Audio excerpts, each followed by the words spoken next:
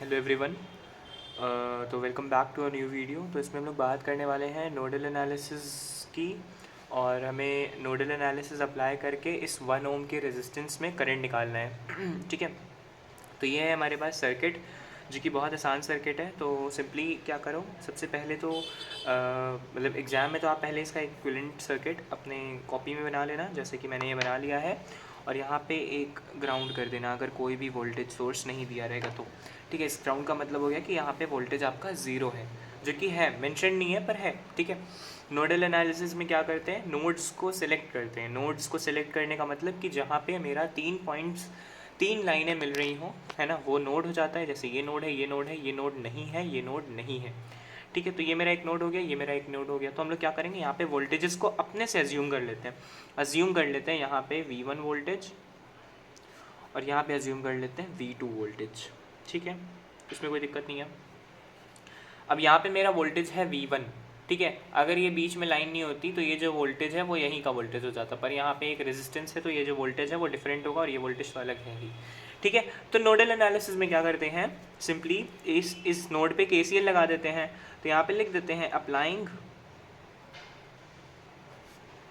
KCL eight node 1। Node 1 पे हमने क्या किया, केसीएल लगा दिया। तो देखो इक्वेशन क्या हो जाएगी मेरी, करंट का फ्लो देखो, V1 क्या मानते हैं हम, ग्रेटर मानेंगे, तो V1 -5 एंड साइन V1 -5/2, है ना, प्लस V1/1। कैसे, V1 माइनस यहाँ पे जीरो, देखो V1 -0 volt, V1 -0 volt upon 1। देखो सब क्या है, केसीएल मतलब करंट लॉ, करंट का formula I is equals to V/R। V total voltage potential difference यहाँ कितना हुआ, V1 -5/2, ये हो गया करंट की वैल्यू। V1 -0 वोल्ट अपॉन 1, ये हो गई करंट की वैल्यू। दूसरी क्या हो जाएगी, V1 -V2/2, अज्यूमिंग जब इसको लोगे तो इसको ग्रेटर मानोगे तो V1 -V2/2। ठीक, ये मेरी इक्वेशन बनी। तो यहाँ पे LCM ले लो तो क्या हो जाएगा, ये V1 -5 + 2V1 plus V1 -V2 is equal to 0। इसको पूरा उधर भेज दिया। V1 2V1 V1 4V1 -V2 4V1 -V2 is equals to 5। Equation number 1। यहाँ पे क्या कर लो, अप्लाइंग KCL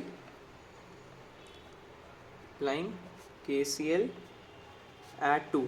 सेकेंड पे KCL लगा दो तो क्या हो जाएगा, यहाँ पे देखो एक करंट इनकमिंग है, क्या लेते हैं केसीएल में, क्या होता है, इनकमिंग को नेगेटिव लेते हैं, आउटगोइंग को पॉजिटिव, या आपकी मर्जी, उसका रेसिप्रोकल ले लो।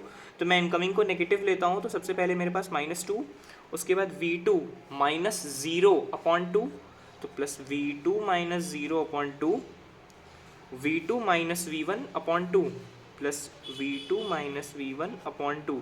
तो ये क्या हो जाएगा मेरा, 2 मैं उधर भेज लेता हूँ, या फिर ना भी भेजूँ तो कोई इशू नहीं है, पर भेज लेता हूँ, ज़्यादा इजी पड़ेगा। कितना हो जाएगा, V2 2V2 sorry V2 2V2 -V1 is equals to, ये 2 मैं जब उधर भेजूँगा और ये LCM वाला उधर जाएगा तो 2 2 4 हो जाएगा ये। ठीक है, 2 2 4 मेरी सेकेंड इक्वेशन है।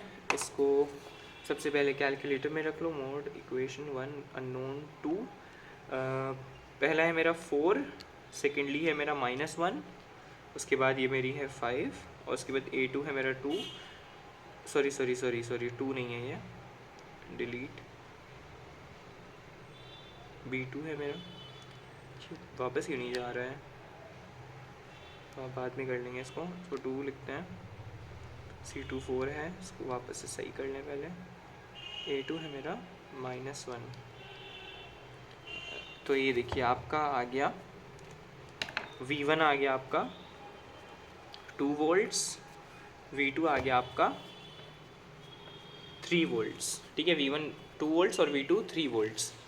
अब हमें करंट निकालना था 1 ओम के थ्रू, तो यहाँ पे जो वोल्टेज होगा मेरा, यहाँ पे तो ज़ीरो है, तो इसका मतलब इस पूरी ब्रांच में वोल्टेज मेरा कितना है, V1 which is equals to 2 volts. ये मेरा पूरा ब्रांच में क्या हो जाएगा, मेरा वोल्टेज हो जाएगा।